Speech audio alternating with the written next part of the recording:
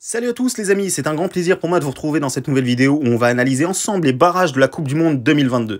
Donc juste avant de commencer cette vidéo, je vous rappelle que sur les nations, la dernière fois qu'on a mis les pieds là-dedans, on avait fait tout simplement un carnage les amis. Donc vraiment n'hésitez pas à rejoindre le Telegram, il y aura d'autres opportunités, que ça soit sur les barrages ou même j'ai vu qu'il y a de la Coupe d'Asie, les qualifications de la Coupe d'Asie où il y a des grosses values, également en Afrique. Donc n'hésitez pas, on balancera ça sur le Telegram. D'ailleurs ce week-end, si vous étiez présent sur le Telegram les amis, on vous a fait encaisser une cote à 2,90, c'était le pronostic public du week-end. Victoire de Montpellier et ça passe plutôt tranquillement les amis, donc n'hésitez pas le canal Telegram pour suivre plus de contenu et surtout plus de pronostics de ma part. Donc maintenant vous le savez, on va se concentrer sur les nations et je vais vous partager mes analyses sur tous les barrages qu'il va y avoir. Alors personnellement je vais pas parier sur tous les matchs, hein, vous allez le voir, il y a des cotes qui valent vraiment pas le coup, mais ça vous permettra d'avoir mon ressenti si vous souhaitez faire un petit combiné ou un petit loto ou tout simplement choisir un match parmi cette liste là et investir dessus.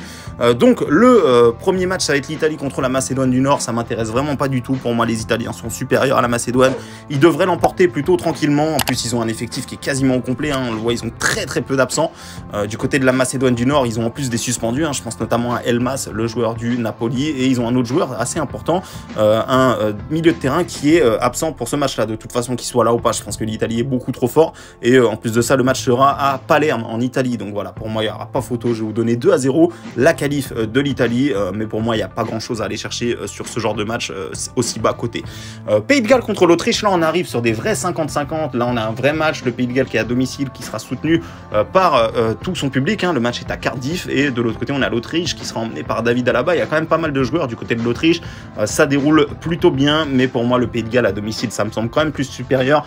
Ils ont quand même fait des bons résultats ces derniers temps, hein. D'ailleurs le dernier match ils avaient fait un match nul contre la Belgique, c'était lors des qualifications, et sinon on le voit, le Pays de Galles c'est une équipe qui est super dure à bouger, qui est quand même plutôt en progression je trouve, même si on a Gareth Bale qui commence à se faire un petit peu vieux, on a quand même pas mal de joueurs qui commencent à exploser, et pour moi si je compare les deux effectifs, pour moi le Pays de Galles reste un petit cran au-dessus, et le fait qu'ils soient soutenus par leur public, ça me laisse quand même, ça me donne envie quand même de partir sur le Pays de Galles. De plus on le voit, hein, les bookmakers nous mettent vraiment un 50-50, je pense que le Pays de Galles devrait être un peu plus favori à domicile. Je vais vous donner la qualif du Pays de Galles qui doit être plutôt intéressante, normalement elle va se situer autour de 1,80, 1,85, pour ceux qui veulent partir là-dessus, ça peut être intéressant. Je m'attends à un scénario 2-1 pour le Pays de Galles, attention à ce qu'il n'y ait pas des prolongations, mais je pense que le Pays de Galles va ressortir vainqueur de ce duel tout simplement. On va passer maintenant au match Portugal-Turquie. Alors beaucoup de gens nous signalent et nous indiquent qu'il y aura une finale Portugal contre Italie. Alors pour l'Italie, comme je vous l'ai dit, je pense que ça va passer sans souci. Maintenant pour les Portugais, je pense que ça va être un petit peu compliqué. On a Cancelo qui est pas là, on a Anthony Lopez, bon c'est le gardien remplaçant mais il est pas là non plus, on a Pepe qui a eu le Covid, on a Renato Sanchez qui sera suspendu, donc quand même il y a quelques absents du côté du Portugal, même si leur effectif reste quand même largement supérieur sur le papier. Je pense pas que ce soit une partie de plaisir, c'est d'ailleurs dommage que le match n'est pas en Turquie, parce que je pense que là on aurait vraiment pu avoir un match très chaud, et de toute façon je m'attends quand même à ce que la Turquie ne se laisse pas faire, ils vont vouloir aller à la Coupe du Monde aussi. Le Portugal a pas mal d'absents, donc je m'attends à ce que le Portugal ait vraiment beaucoup de mal. Je vais vous donner le 1 partout. Après, l'issue peut se décider au terme d'une prolongation ou voire même des tirs au but. Mais en tout cas, pour moi, j'ai du mal à voir le Portugal écraser cette équipe de Turquie. Voilà, pour moi, ça va être un match haché où j'ai du mal à me prononcer. Mais je vais quand même donner le Portugal qui reste à domicile, qui sera emmené par Cristiano Ronaldo, qui aura envie de disputer sa dernière Coupe du Monde, je pense.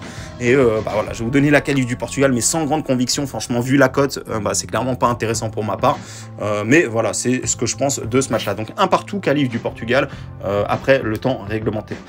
Et il nous reste un dernier match, parce qu'effectivement on a deux matchs qui sont reportés, hein. Il y a l'Ukraine et la Russie forcément suite aux problèmes qu'il y a, et on va passer du coup au dernier match, Suède contre République tchèque. On a Patrick Schick qui sera absent, hein, qui est blessé depuis un petit moment. C'est un gros handicap parce que c'est tout simplement le meilleur attaquant de la République tchèque, mais cette équipe de République tchèque, pour ceux qui s'en souviennent à l'Euro, ils ont un énorme effectif, et surtout ils ont surpris énormément de monde à l'Euro. Je trouve vraiment qu'ils sont super forts.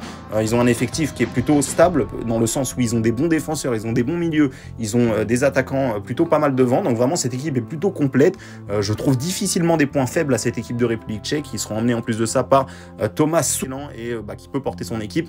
La Suède de l'autre côté, c'est quand même un morceau à domicile, ça va pas être évident à bouger. Encore une fois, je vais vous donner le match nul ici, mais pour moi les Tchèques sont en mesure d'aller chercher leur qualif. Voilà, au vu de l'effectif, maintenant, ce qui est un peu embêtant, c'est que Patrick Schick n'est pas là, ça aurait vraiment pu faire la différence, mais comme je le dis, la République tchèque, c'est quand même une équipe qui se repose sur un effectif plutôt solide, avec des joueurs plutôt performants à chaque poste, ils ont plutôt des bons résultats, donc pour ma part, je m'attends plutôt à ce que la République tchèque pose de gros soucis. Vous pouvez, pour sécuriser un peu plus, partir directement sur la double chance, République tchèque ou nul, qui sera coté aux alentours de 1,85, et pour ceux qui veulent un peu plus de risque et qui veulent jouer la qualif directement, pourquoi pas tenter la République tchèque. Pour moi, si il peut y avoir une surprise dans ces barrages, pardon, eh bien il y a des chances que ça puisse se faire sur ce match-là. Il y a aussi le Portugal, comme je vous ai dit, attention, évitez de jouer le Portugal, c'est vraiment une petite cote sur un match qui risque d'être serré, je pense. Mais en tout cas, voilà, vous avez mes différents avis pour ces barrages. Et encore une fois, n'hésitez pas à rejoindre le canal Telegram, les amis. On vous envoie directement des grosses values là-bas. La dernière en soi, c'était Montpellier qui a gagné 2-0.